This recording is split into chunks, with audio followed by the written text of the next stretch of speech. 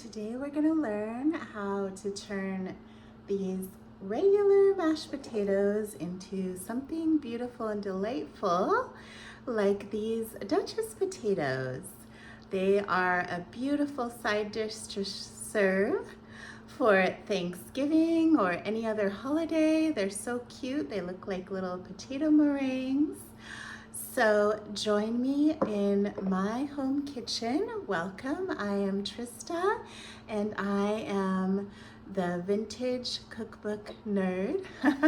I love to collect old cookbooks and I want to welcome you to this Duchess potato recipe. We're gonna go through all the steps to create this yummy recipe, and at the end I taste it with my family, with my husband and son, so be sure to stay tuned for all the steps and the tasting.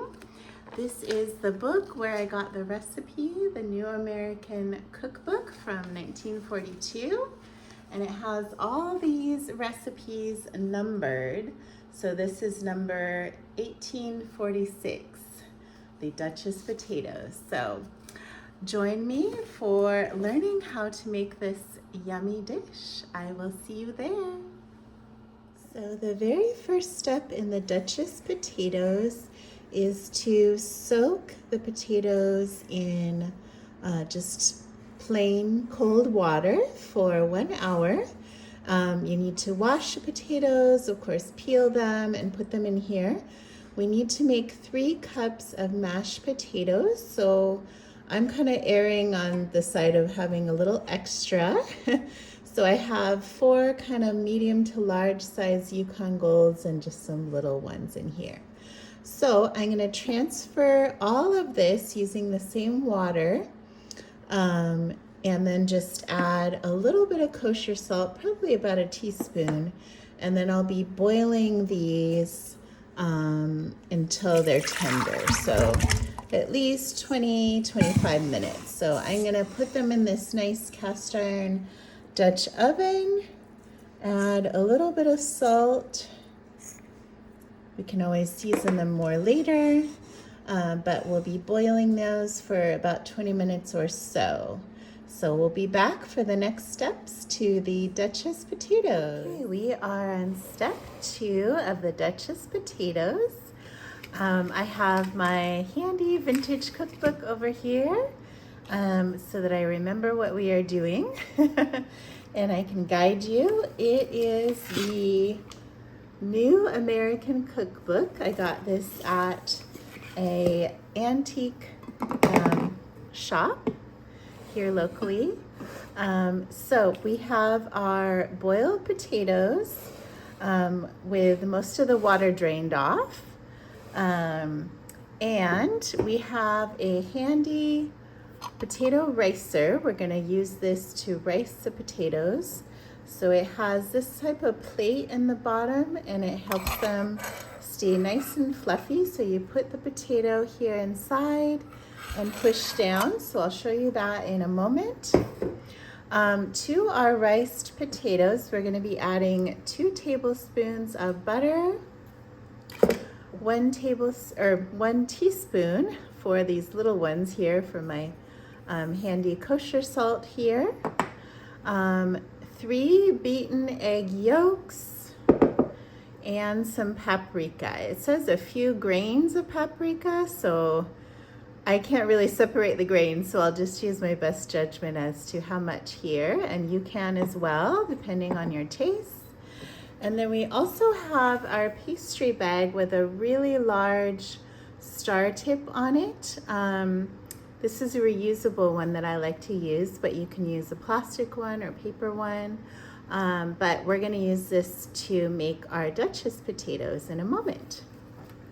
So let's continue on with the recipe. I'm gonna get my large bowl here. And I have clean hands, so I'm gonna use those to pick up the pieces of potato. These are Yukon Gold ones. I ended up needing to boil them for a little longer.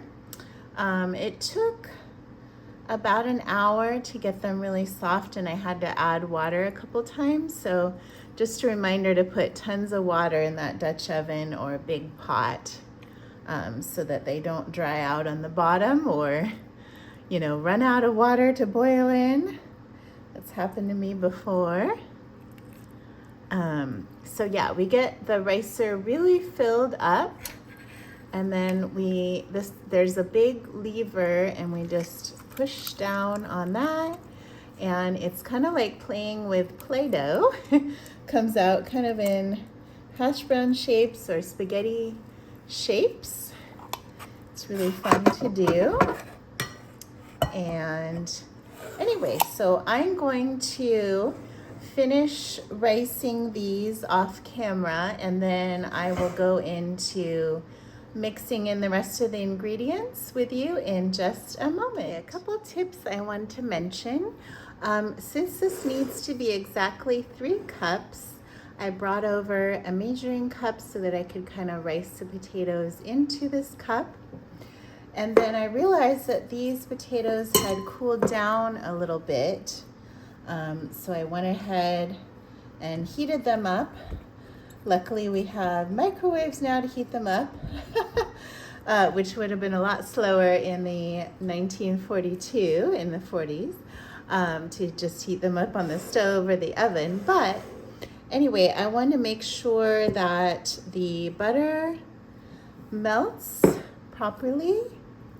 So we're adding in 2 generous tablespoons of butter to our lovely riced potato mixture. You can see how fluffy that gets. I want to make sure that melts in really well before we add the rest of our ingredients. And also, if you have leftover potatoes, you can save them and mash them to make the fluffy potato icebox rolls.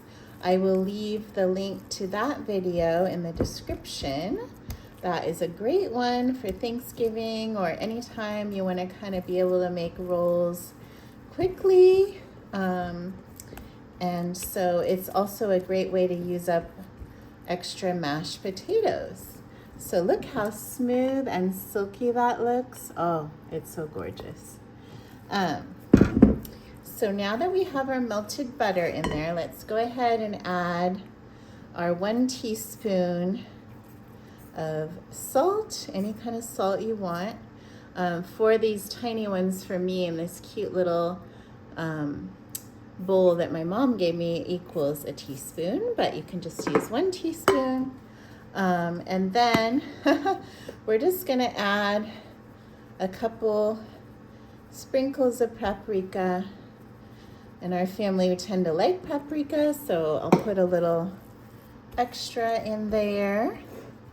It's just to whatever taste you have, or if you prefer not to use paprika and just either white pepper or fresh ground pepper, or however you'd like it.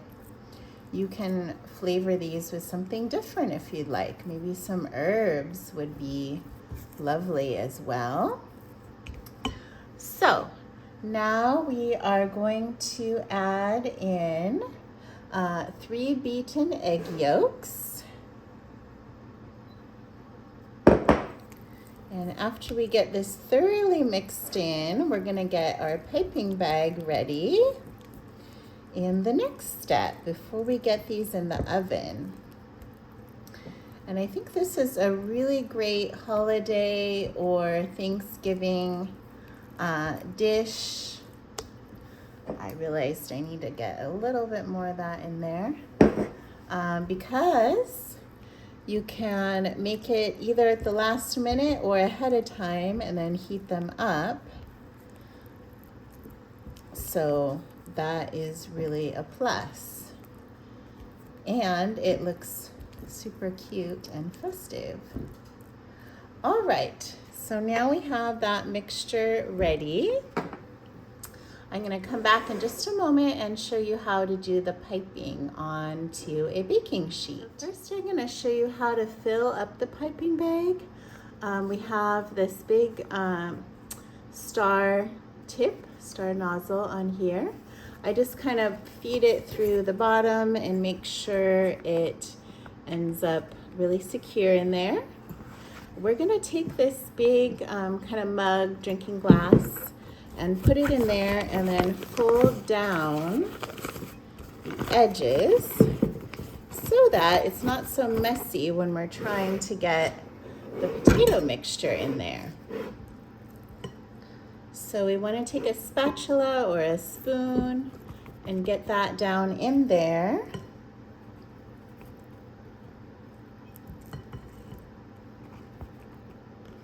And it's not going to be perfect.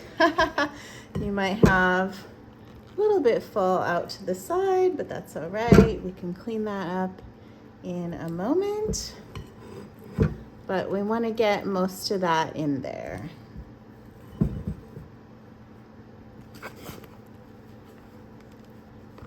All right, so let's fold that up, and then we can kind of squeeze it a little bit and it's ready to go. So I'll show you in the next segment how to pipe these. So we have a couple things here. We have a baking sheet with a mat on it, like a silpat mat, or you can use parchment paper. I would probably put some pan spray or grease that somehow, because this is really super non-stick. And then we have an egg and 1 tablespoon water. This is our egg wash that I have mixed up with my silicone brush. You can use any type of food brush that you have. And then I have my handy piping bag here. Let's get these beautiful potatoes piped on here. This happens to be a macaron mat too, so I can use these circles if I want. And we're just gonna make kind of pretty shapes. So pipe as many of these as we can on here.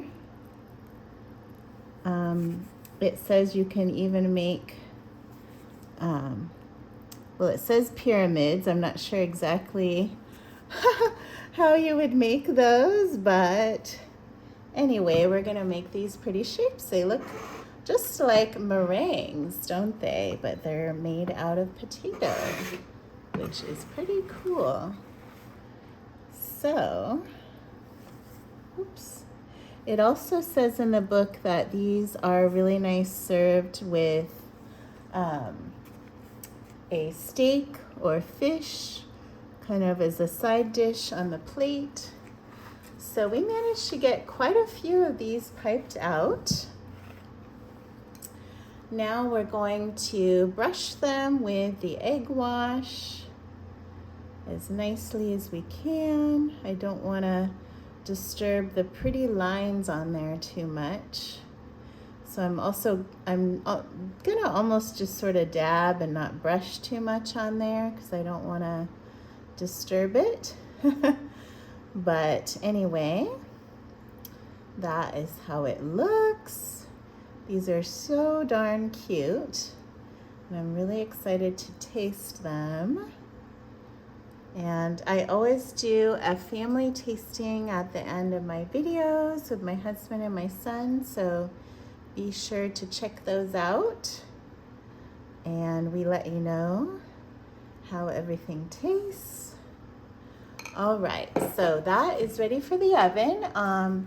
It's gonna bake at 350 degrees Fahrenheit for 15 minutes or until they're nice and golden brown. All right, I'll be back when these are out of the oven. So the Duchess potatoes came out right out of the oven right now. They're nice and piping hot and a delicate golden brown. I ended up putting them in the oven just a couple extra minutes, so about 17, 18 minutes total. If you wanted them even more browned, you can add a couple more minutes. I did have them on the top rack of the oven, so They were closer to the element to be able to brown more, but they look fantastic. So let's get these plated up to taste them in a little bit. So stay tuned for our tasting. One note I wanted to add before we do the tasting is that these come off pretty easily just with a spatula, and then you can put them right on a platter or plate. So that's the best way to remove them from the baking sheet. Alrighty, I'll see you for the tasting. We're here with the whole family and we're trying the Duchess Potatoes. So let's see how it is. What is this exactly? It's potatoes? Duchess Potatoes. It's like, so it's mashed potato with some egg, butter, salt, and paprika, and you bake it in the oven. Whoa, that's so good. Mmm. Oh my gosh, that's delicious. Mmm. These are amazing. Yum. These would make really good appetizers as well as like a side dish, I think. Adam approved. Yay. I could eat like a whole bucket of these. Yeah, Yum. these are good. Delish. Well, I'm so glad everybody loved them. I would definitely make these again. They're basically delicious mashed potato bites. Yes. Really good stuff. So definitely try the recipe. It's super easy and yummy.